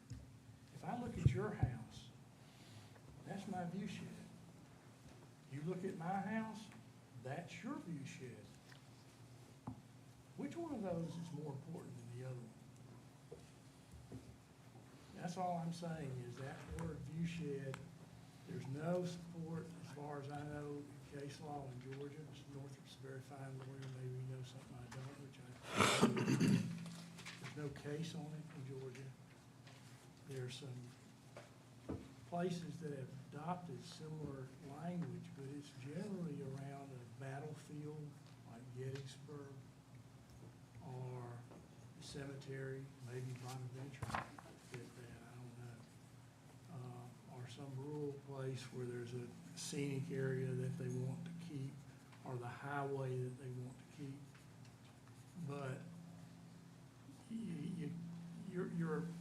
if you make it a resource that can reach on beyond the district that was created, I don't know how you do that, number one. And number two, if you do that, what about the people that didn't want to be in the district in the first place? You now put them in the district. So those are my only comments about it. And I agree 100% with Mr. Northrop about the word viewshed having a definition and not a use within the ordinance unless you incorporate it into this resource language, which is also pretty doggone broad. So if you're going to, now they've got design standards for these houses, which, you know, they're pretty detailed, which you can say, well, that's ascertainable. I can figure out whether you got the right window or the wrong window. But your view, my view, I don't know. All right, I'm calling Commissioner Farrell, and then Commissioner Middleton, and then Commissioner White, and then Commissioner Farrell. Okay. So I want to speak to the view shed. And earlier today, the county attorney defined view shed as a 360-degree view from wherever you happen to be standing. And that could be problematic because you could be standing in your front yard and looking at your neighbors. So weighing into this without the legal training of an attorney, I would say that a view shed may be more narrowly defined than that. And I would say that, you know, if somebody built a line of condos in front of Niagara Falls or in front of Bonaventure Cemetery or without a gap or anything, or Gettysburg or whatever, then you couldn't see it. And I lived through the a situation where a particular local developer put in some condos in Thunderbolt and had quite a negative reaction from the public. So if we could narrowly define viewshed to be from the public access, such as a road, like the road that goes through Thunderbolt, and somehow could define it to where the view, in my opinion, in Thunderbolt and the view in Isle of Hope that's important to many people, including myself, because I love Isle of Hope. I remember standing in Dr. Bronner's front yard when they told me that that used to be a stagecoach stop. I mean, it was, you know, a very historic place. But when you go along Bluff Drive, and if there's a wall up there that's 10 feet tall and I'm, you know, barely, not even 6, I can't see all the beautiful things that God created, which is the river, the marshes, the boats coming and going, that sort of thing. So if viewshed is a sticking point, maybe it could be perhaps more narrowly defined to obstruct the view that is most important to the general public, not particularly to a homeowner who doesn't like the doghouse next door or the bird feeder or something, and more closely define it to the actual site that people want to see. So if I go down Bluff Drive, I want to see the fishing boats and the sailboats and the skiers and what have you coming and going. But if there's something built, and I'll use the example in Thunderbolt because I think everybody's been to Thunderbolt, and there's a huge section of the bluff that is totally obstructed, which is great for the people that live there and they can step out on their porch on the other side, but to the general public, not so much. So what the right answer is, I don't know, but I think the viewshed could be more narrowly defined as what really is the view, which is the river and the marsh and the island across this Burnt Pot Island and what have you. So those are just my thoughts. Thank you for your time. All right, Commissioner Milson? Thank you, Mr. Chairman. I want to address where you got to live. I just want to get clarification on that. And I asked the county attorney to give us some information. It was a reason that you said that they had to live in unincorporated Chatham County. And I would like you to share that. And so that for those people that are watching can have a better understanding of why you including that. Now, is this ordinance to serve all the municipalities in Chatham County? It's just for this area. It's just Well, this ordinance would affect anything for anybody who wanted to create a historic district in unincorporated Chatham County. All right? So if we want to take a subdivision that's somewhere else and we want to make it into a historic district, you would follow the steps under this ordinance, and if you're successful, then you would have it. It can't reach outside of Chatham County, outside of unincorporated Chatham County. And the reason we have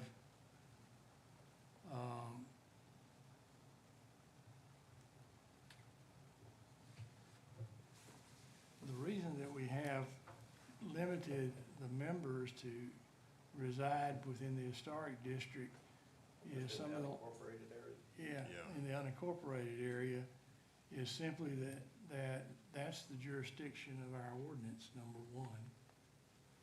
And number two, the statute is pretty clear when it talks about members shall reside within the historic preservation jurisdiction of the respective municipality and county. And, you know, that comes back to the old thing, do you really want a couple of aldermen on Pooler telling the city of Savannah what to do, or vice versa?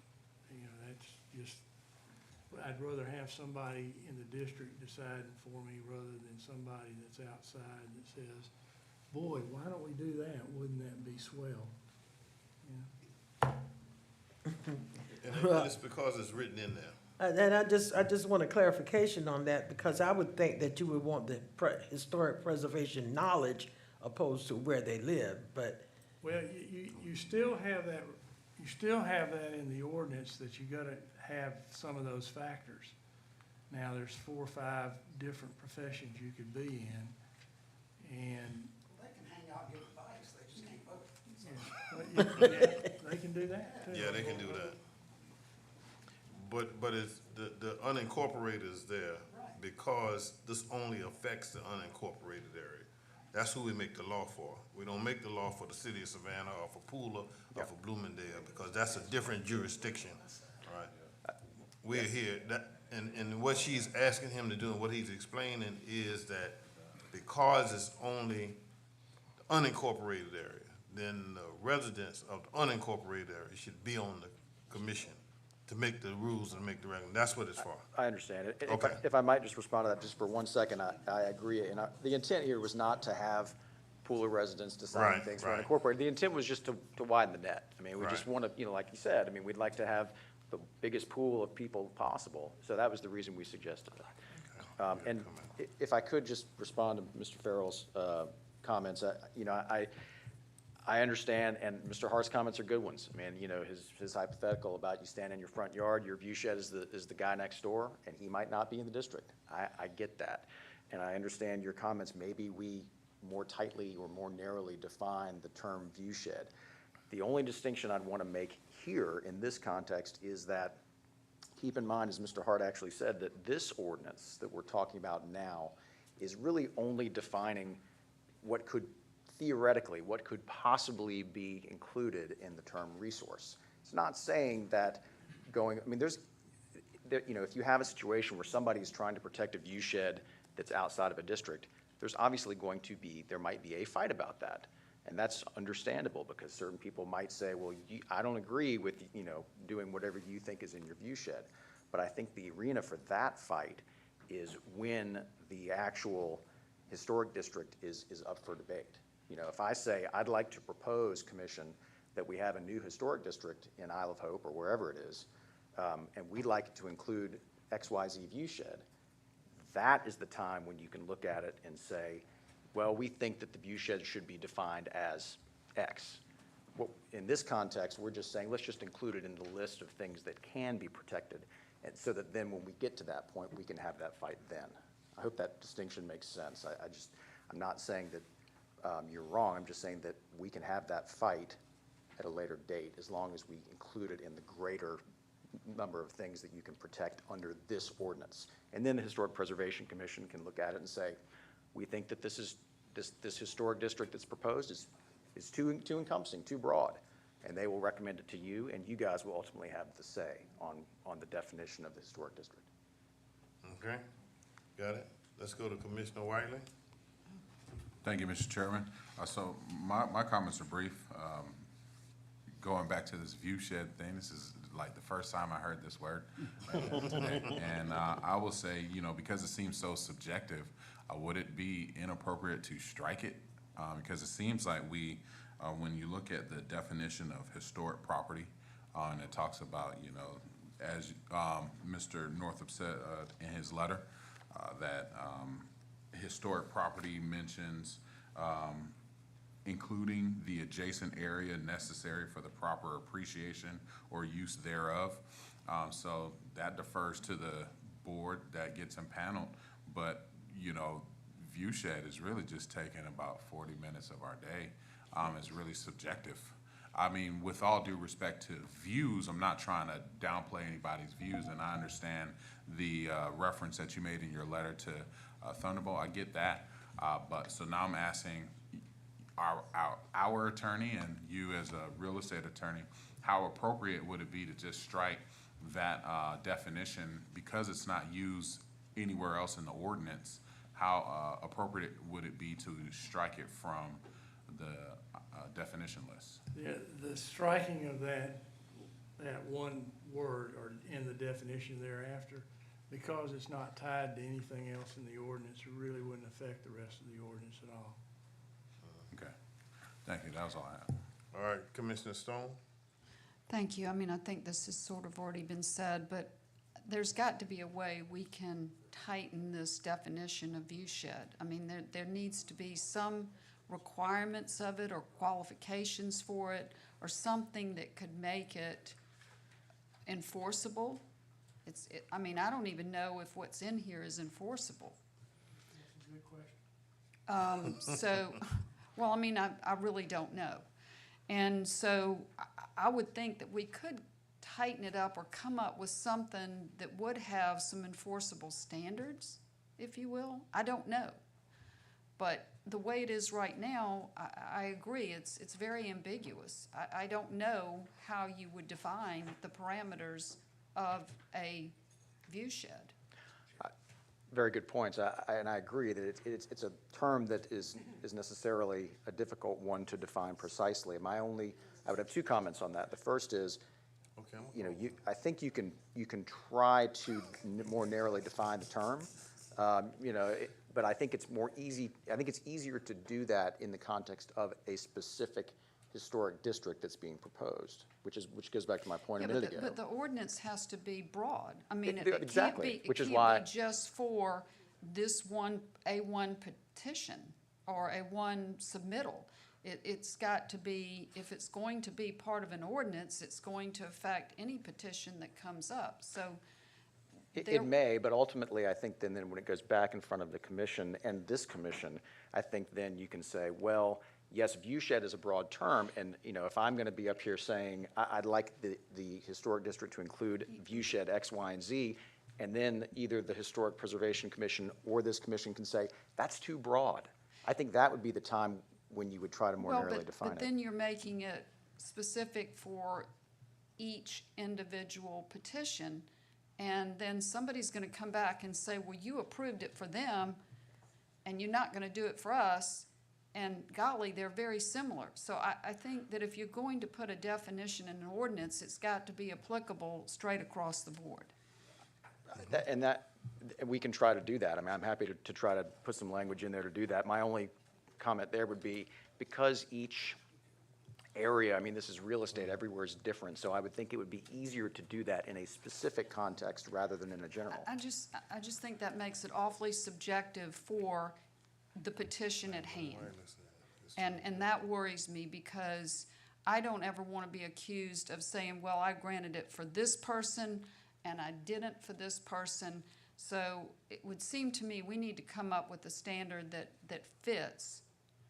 Because if you start cherry picking in ordinances, you're opening yourself up to quite the can of worms. I understand. I would be more than happy to work with you or Commissioner Farrell, or because he had suggested doing the same thing to try to, and the county attorney's office, to craft some sort of a definition. There's got to be a solution, but just saying take each petition differently, I would have a real issue with that. Okay, you finished? All right, Commissioner Farrell, you had something?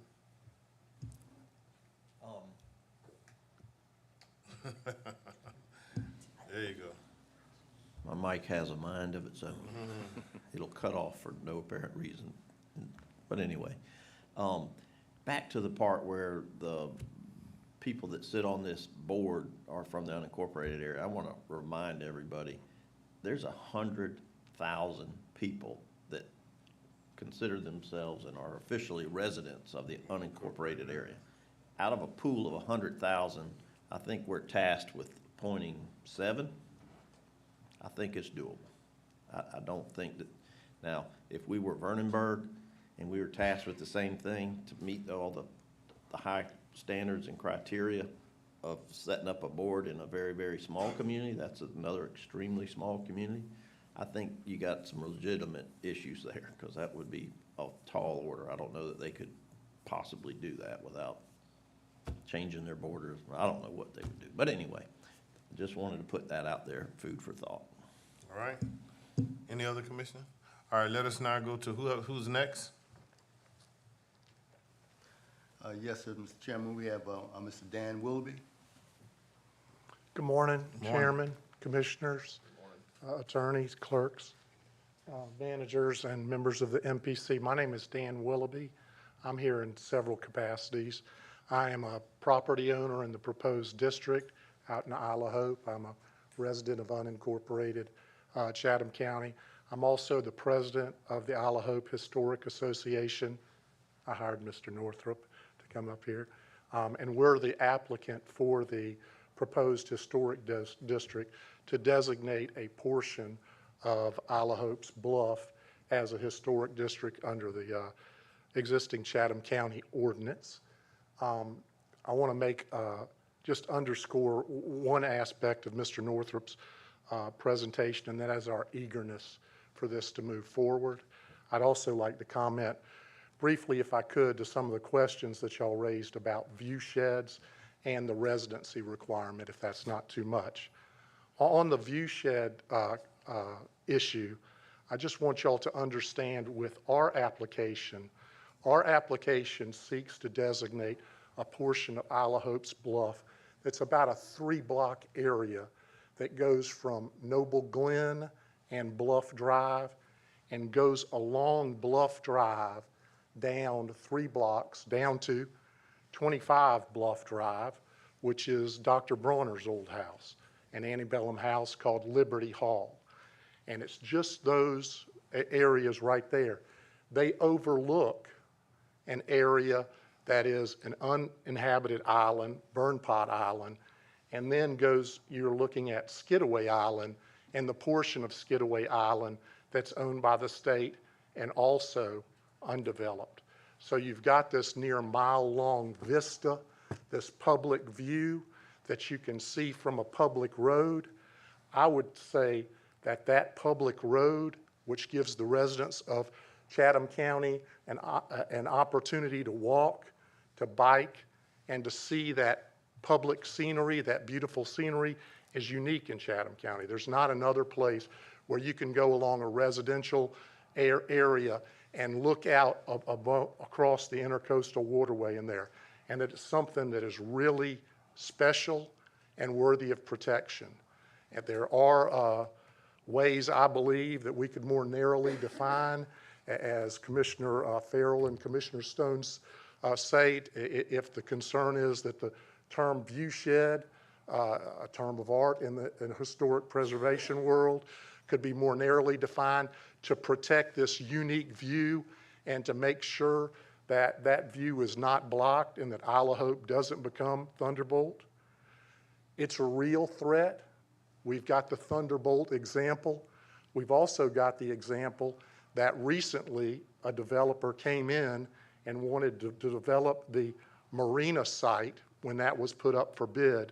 A developer, Patriot Realty from Jacksonville, came in and had proposed that they put a 10,000-foot event space on stilts in front of that area, which would have blocked the view of many of our Chatham County residents there, which would have just been awful and led us to a situation like Thunderbolt, where a unique, publicly accessible vista is blocked and never more available to our residents. So that's on the issue of view sheds. I think that there can be a more narrowly tailored wording that would protect this. I think that the State Act contemplates that these types of views also be protected. I would respectfully say to County Attorney that the fact that view shed was defined in the Act certainly meant that it was a consideration of the Act. And I think that if you excise that, cut that out of the Act, you're indicating that that's no longer a consideration. And I think that that does affect the Act. You can't just remove it and say there's nothing there. You are removing something that was passed after consideration.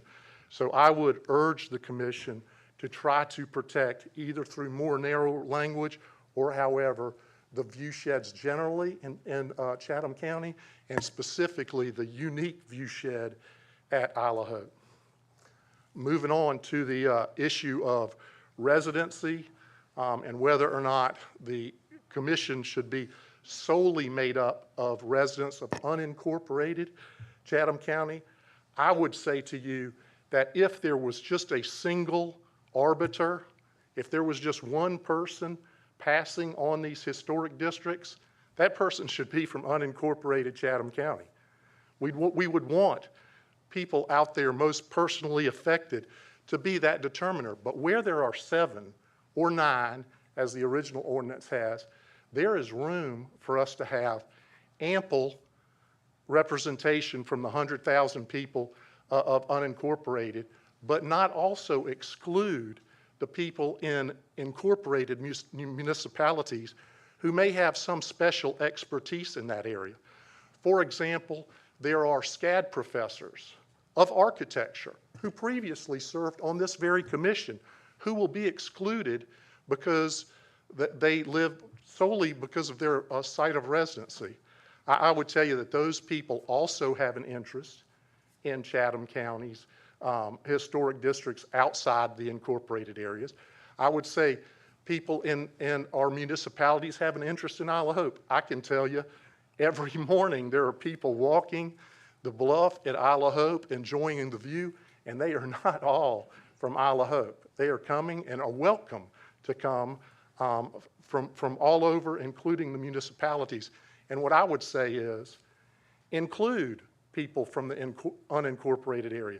Absolutely, Isle of Hope should have representation on a board that affects Isle of Hope. But there's room on a 7-member board that once we have representatives from unincorporated areas, Vernonburg, Montgomery, wherever in the county, that we also consider perhaps a minority of incorporated areas, but we don't just exclude 70% of the population, many of whom may have specific talents in this area. All right.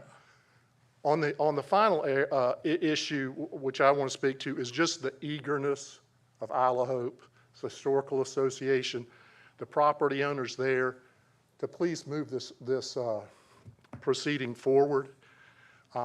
I can tell you that we started this process back in July of 2021.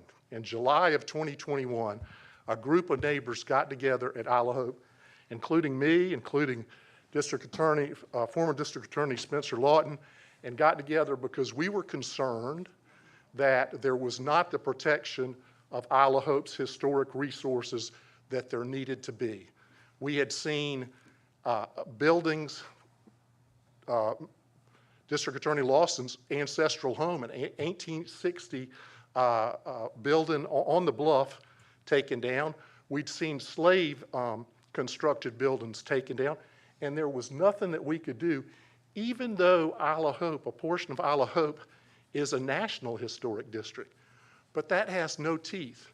The only teeth is a local historic district that would put restrictions on demolitions and alterations of historic buildings. So we were advised back in July of 2021 to move forward and try to get that protection of a local historic district. I want to thank you commissioners because since July of 2021, we've communicated with many of you. I've communicated, members have communicated, property owners have communicated with you, other supporters have communicated with you in meetings, in letters, in telephones, asking for your support for this historic district. We moved forward. We developed our architectural standards. We met as early as August of 2021 with the MPC to get their advice on what we should do to move forward. We filed our application in March of 2021 and started the process of formally triggering these proceedings to go forward. We went forward. The first step, get the MPC to review your application. The MPC, unsurprisingly to us, particularly since we're already a national historic district and an area of just undisputed historic value, the MPC came back and said we met all the statutory standards for a historic district. We had a hearing July 6, 2021, and the 4 members at that hearing of the commission, after hearing everyone speak, ruled in our favor and said that we should move forward 3-1, that they would recommend to y'all for Isle of Hope's proposed historic district to be approved. We were put on the agenda a couple of times, as Mr. Northrup said, and we were taken off for a legal review. We understand that we want to have as clean a procedural history as we possibly can going forward in case this is challenged. We don't have any problem with a legal review to make sure everything's right. We do note that the items that we understand that are being legally reviewed are nothing that has to do with our conduct, nothing that has to do with the merits of our application. It was just the procedures of the proceedings, and we need to get those right. But now, since August of 2022, we have been waiting for a vote on our application, which we think is a winner. And we would like that vote to move forward, whether it be through a vote, whether it be through a revised ordinance. We want this to go forward so that we can protect Isle of Hope. We believe, sadly, that we are vulnerable out there at Isle of Hope, that the whole time that we're here considering whether or not we get the protection, those presently unprotected resources could be demolished, altered, and no longer consistent with the character of Isle of Hope. So we are just asking, I just come up here to say, we're eager to move forward. We've worked with the MPC, we've worked with consultants, we've worked with our attorneys to make sure that we do everything we're supposed to do to get an application that is just all the T's are crossed, all the I's are dotted. We believe we put that forward, and we'd like it to move forward as expeditiously as possible so that we can get the protections that y'all want. I know y'all don't want any historic sites damaged out at Isle of Hope. If we can get this ordinance, unlike the national designation, we'll have teeth. We can protect these sites, and we can protect it going forward. All right, Thank you. Commissioner Lockett. Thank you, Mr. Chairman. So, sir, basically what we're saying is you're trying to find a way to protect the history of the island. You also want to protect the view of the island so you can walk along peacefully and enjoy the natural surroundings there in Isle of Hope.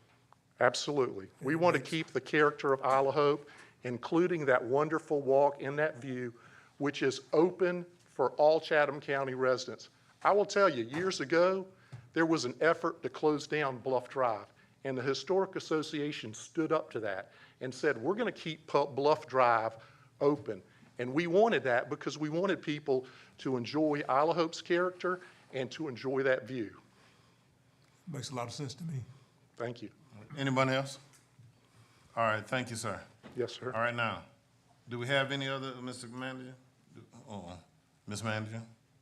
So we don't have anybody else sign up? All right. How many, do we have anybody else's name on that sheet? All right.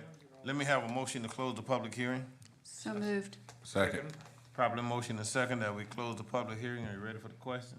Please signify by your vote. Am I waiting on 3, 8, 3?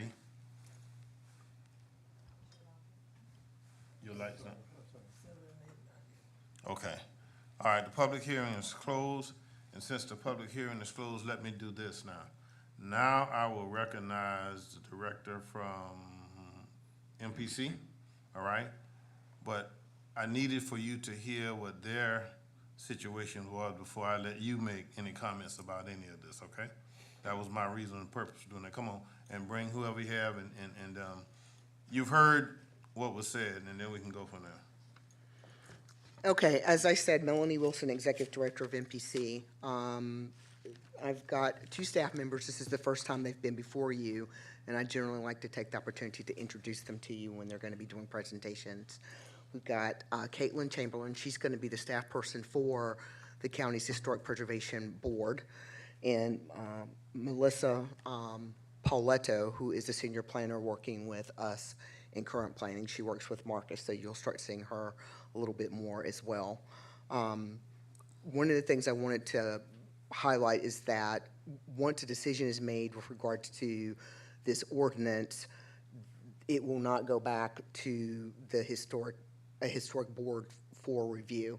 once you make the decision, that will be the decision so that we can move forward. And the other thing that I at least wanted to throw out for you to consider with regards to view sheds, at least until an additional work is done by the attorney's office. In other places that I've worked in, we basically used the right-of-way as a threshold for determining the view shed from different points of the right-of-way. That gets to be a little bit more specific, and it helps as people come in with their applications. And Caitlin will go into a little bit additional information about what we heard from the state's Historic Preservation Board with regards to why view sheds got moved. We had it at another location in the ordinance. So I'll let her speak, and then after that, for the next item that you've got for second reading, you'll have Melissa Pauletto, who will be giving you the presentation for that. And before I leave, I want to let you know we put together a citizens guidebook for all of you. And for the citizens, it has all the elected officials, their information, contact numbers from the president down to all the legislative folks, and has all the new districts and things of that nature included, as well as our website, so that you can get bigger maps if you wanted to print those maps out for those of you that are involved in any campaigns that will be taking place this upcoming year. So I will give those to the manager and let him pass those out to you all before the meeting ends. But I did want to make sure that I let you know that we did put this together, and it has a lot of really great information for you as well as the citizens of Chatham County. And with that, Ms. Caitlin. Good afternoon, Caitlin Chamberlain, Senior Historic Preservation Planner. Just to add, when we were in the process of revising the ordinance, we were being reviewed for our certified local government status for Chatham County. So this gets reviewed by the State Historic Preservation Office. And they were the ones that came back to us. We had put view sheds in the section under the Historic Preservation Commission, and they were the ones that said we should move it under the definition section. But that was more of a suggestion from the state. And then they also did inform us for the jurisdiction portion that it is in the Georgia Historic Preservation Act, that the jurisdiction in the case of a county does mean the unincorporated area, and that means that the members must reside within the jurisdiction, as was stated. But just to clarify, that did come to us from the State Historic Preservation Office as to why it was in this ordinance draft. Okay. All right. Any other commissioner? All right. Thank you for clearing that up. Now we know who moved view shed, folks on the state level. Remember we were asking the question about who moved? Somebody put it in, it was taken out, and somebody put it in, taken up 4 times. Now we know it was the state folks, okay? And she said, didn't you say that it was the state preservation folks? Yes, State Historic Preservation Office. Folks, who kept moving it? Moving it on or moving it off? Out. They just wanted us to move it under definitions. Right, they took it out and put it over somewhere else. Right, they took it from the original section That's we what I had said. suggested, yeah. All right, I wasn't wrong. We had it under the section about Historic Preservation Right, Commission, they section took it out the 503. Historic preservation section. And then they moved it said- over and say you need to define it, put it in the definition, and it's not Correct. defined. That's what she's Correct. telling. So, Yes, sir. Did y'all write the draft? We put the initial draft together from what had existed previously, but then the red line copy was to kind of show the various phases of the edits and comments from the state and then back through. So that y'all was, put view sheds in it? we did, yes. Okay, gotcha. So one last thing. All right, go ahead. One last thing is, and I need clarification, that I thought the halt on this ordinance was due to the number of people that were serving on the board. I don't know how all this other stuff got intertwined into this. And you're right about that, all right? Here's how, and this might be for the members of the Isle of Hope as well. The original number that was supposed to be there was 9, all right? They were having trouble getting 9, and so then we asked people to apply, and only 5 people applied. So then the number was changed from 9 to 5. Then we found out that that was illegal, right? It was wrong. not illegal, it's just that if you want a quorum, it only takes three. Three, right. You want three people deciding issues like this? But the ordinance said we had to have 9. So then we rewrote the ordinance says you need 7. All right, so that's what's all the hang-up and all the going on was. We were trying to get the number right, okay? So now the number is 7, and the revisions are in there. That's what you're voting on today, the revisions that were made from 9 to 7. And then we've got people who have applied, all right? We have done that, and it should come out the next time around, okay? But the number is 7, okay? And that's what the hang-up. And let me just say this now, just for comfort, all right? In fact, Eleanor Harris can testify that I'm telling you the truth. She and Sarah Ward and also, what's the other child name? Yeah, right. There she go. You can wave her hand. Yeah, we started our historic designation in 2011. We didn't get it okayed by the state until 2016. Didn't get it okayed by the federal until 2019, all right? And we did a whole lot of writing and rewriting, and we didn't get it. We sent it again. We sent it by certified mail. So listen, you think you got trouble on this end? Wait till you start dealing with the state people and the federal people. Oh, Lord, have mercy, you got trouble, all right? But that's just for comfort to let you know, but our situation here was getting the numbers right because we had put in the wrong numbers, and we were allowing just 3 people to make the decision for a board that should have been 9. That's what all this has been about. That's why all the time that you talk about we put in and we've been doing, now we got it straight. With the MPC and our staff, they have written a revision of it, and that's what we're passing today, the revisions. After those revisions are passed, then the next thing is to appoint those members to the board, okay? That's where we are. Everybody understand? All right, so now let me make a motion that we approve the revisions. Is there a second? Wait, All right, you're not ready for that. What you want to do now?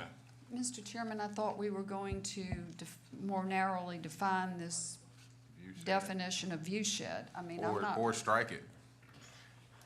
Either way. And what she told us is that the state's striking it and said, putting it over here in definition place. No, strike it means to remove it completely. Right. But that's just my ignorant assumption, because I'm not a planner, and because it doesn't have any other use in the ordinance. In the ordinance, right. Now, view shed being defined further by once we put the commission Board in together, if place. they wanna identify view shed as something like that, then perhaps, but it looks like, Mr. Chairman, maybe, we can get some guidance from MPC on this, on the view shed piece, why y'all put it in there?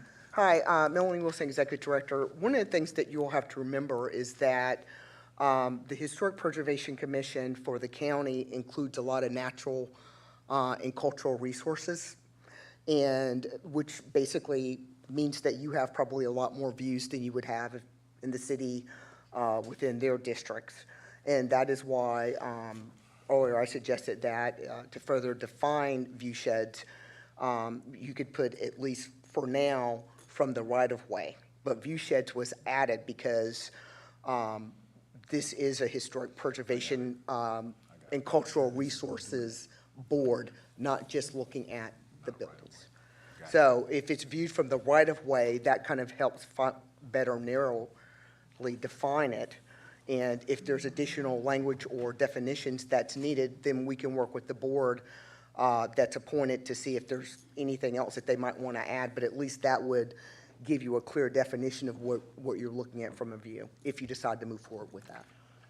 All right, let me defer to the attorney now before I go to Commissioner Farrell. Or you want me to go ahead to Commissioner Farrell?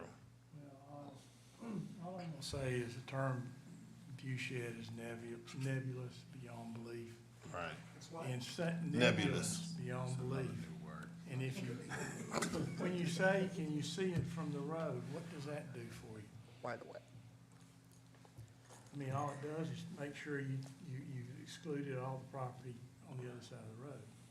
Okay, you got it? And if that's what the deal is, just say it rather than play games about it. All right, then let's go to Commissioner Farrell. First of all, I like the suggestion that Miss Melanie made about using the public right-of-way as where you see it.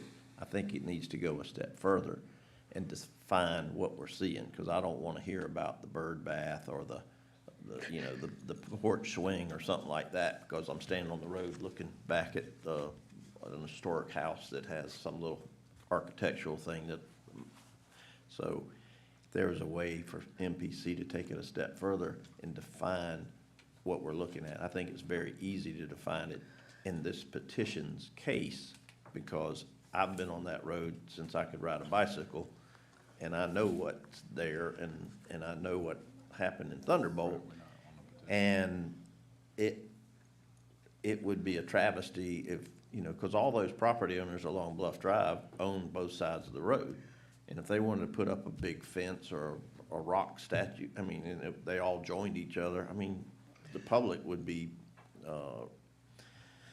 would lose what they have enjoyed since Bluff Drive was beat out of the woods and into a path of some sort, and it's still there with a little bit of asphalt on it, but, so I think MPC's in the right direction and should make a suggestion to the board that we incorporate in here. I only made the suggestion, sir, and that's why I referenced natural and cultural resources, because this board also covers natural and cultural resources that we added it because that is where you would have the view sheds. That's what you want to kind of protect. If someone comes in and says, in the area where you might have historic palm trees and someone wants to come in and block it or some other thing, then at least it gives a tool to the Historic Preservation Board to make sure that there is a view that's protected that the public gets to enjoy.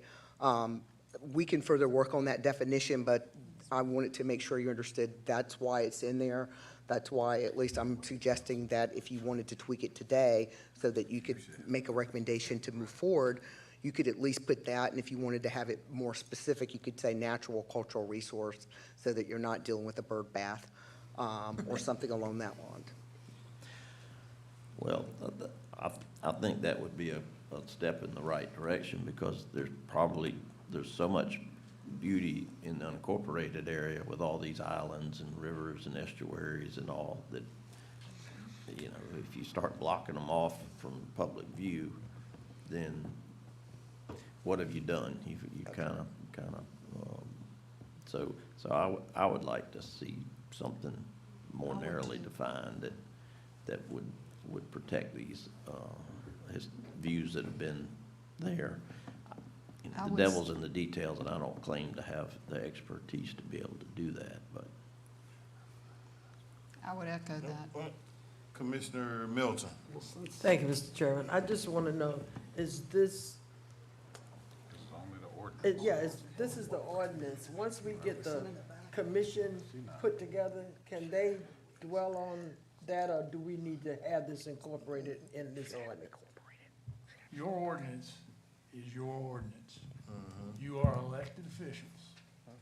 Volunteers do not get to write ordinances. Right. But they can bring it back to us to recommendation to rewrite it once we know exactly what we're talking about rewriting. Commissioner Kicklighter. Thank you, sir. Commissioner Stone represents the district, and Commissioner Farrell also has areas that would probably come into consideration at some point, more likely before some of ours. They're both recommending that it goes back to the MPC, so we can talk this to death. I get it. View shed at this point with the description the way it is. I'm wondering, can you put something in front of an old tree? That's natural, that's whatever. Well, that's what I'm saying. It Yeah, would need to be more narrowly defined, and So- I would like to see something, and then have an up or down vote. It either that's- flies or it doesn't. I'm not interested in. But not waiting 6 months, maybe Yeah, if it's 2 drug weeks, along this period. far, I'm not interested. What would be your recommendations to send it back and have something to us within a month? How But it about doesn't 2 go- weeks? 2 weeks. 2 weeks? I mean, how long does it take? You Then let's either- put you that can in either form of a define it- motion and quit beating this dead horse, because we're not going to solve this today. And I believe we'll all support y'all to further it, because I don't feel comfortable voting on what I've heard today. But listen to what. I'm ready to make that Okay, motion. please. All right, hold it. We need to get something done today because we've got some grant money pending I don't think we pass a bad ordinance No, to well, That's good. get No, grant listen, money. Can we pass the ordinance with the understanding that that section on view shed Will would be be tweaked? refined, yes. All right, then I'm willing to, How long would MPC need to write a good definition that we could consider? We could, I mean, Listen, honestly, listen. oh, I'm Yeah, sorry. Calm down. Let's let one person do it, come on. Okay, thank you, Mr. Chairman. Honestly, the only thing that we would do is what I'm recommending to you, which you could either do today or wait for 2 weeks, which is at least, and we would work with the attorneys to do that, which is basically have right-of-way added and then add natural and cultural resources so that it's better defined, which gives us more time to work with whoever you appoint to come up with an additional definition. But if you want to postpone it for 2 weeks, or if you want to go that route, that's fine. But we are trying to move forward so that we don't lose grant money that we just received to have some surveying done that you all need. If you're worried about the grant funding, what you could do is pass the ordinance, just as That's Commissioner Whiteley suggested, strike that view shed word, pass the ordinance, see if MPC can come back with a definition that you can ascertain what a view shed is that's within reason, and enact it again if you like it, and Right. add it back to the ordinance. So we keep the money. yeah. So well, now- I'm willing to make a All motion right. to go ahead and pass what we need to today, and then come up with a definition for view shed that this commission can live with. She's willing to do that, give me. Second. All right, properly motion is second that the approval be given today. Are you ready for the question? Please vote. All right, now we will go and take that, but I just don't wanna lose the grant money. I'm gonna tell you where I'm at. And we'll get it right. We'll get it right. All right, let's go on to number 2, the petitioner, Harold Yellen. Harold, are you out there? Yes, sir. For Hill Point LLC is proposing and rezoning a 45-acre tract of land located on the Geechee Road from PBC, Planned Community Business, to R3, Multifamily Resident, and BC, Community Business, MPC file number Z-223-00036-0-MAP, map, pin 11029-04022C. The MPC recommends approval, and this is in the 6th district, not the 7th. Now, let me do this first now. We have to have a public hearing. All right, so let me get a motion for a public hearing. So moved. Properly motion is second that we have opened the public hearing. Are you ready for the question? Please signify by your vote. Voting. Voting 7. I know it, but punch the button first. There you go, thank you. All right, now, is there anyone who wants to sign up? I don't think we have to worry about the attorney signing up. But anybody else who wants to speak on this issue? Is there anyone? All right, I've got one coming, all right. That's all right, just come on and state your name and we're gonna write it up since you're the only one. Sure, I'll probably be the briefest. My name is Phil Coster, and on behalf of Chatham Fire Department, we have reviewed the property in question as it relates to fire access and the like. Sparing all the details, we are in support. All right. Thank you. Great, thank you. Is there anyone who else want to speak? Hearing none, give me a motion to close the hearing. So moved. Second. Probably motion is second that the public hearing be closed. Are you ready for the question? Please signify by your vote. All right. 3. All right, good. Public hearing closed. Now, the petitioner. Mr. Yellen, you want to come up and speak? You want to say anything? Or you just want us to go on forward, what we doing? I'm happy to answer any questions you have. I've got a 30-second and I've got a 30-minute. I suspect you want the 30 30-second. seconds sounds good. Give us a 30-second. No, There's no no, opposers. I so Second. move. All right, it's been properly motion and second that the petitioner be granted. Are you ready for the question? Please, just go ahead and say, just go ahead and vote. Who that vote? Okay. All right. Votes are in. Thank you. thank you, sir. All right, let's move along. We got information? No information. I'll accept a motion to adjourn. So moved. Second. Please vote. Please vote, please vote, please vote, please vote, please vote. Please vote. Number 3, please vote. Number 3, please vote. Got it. I hit it.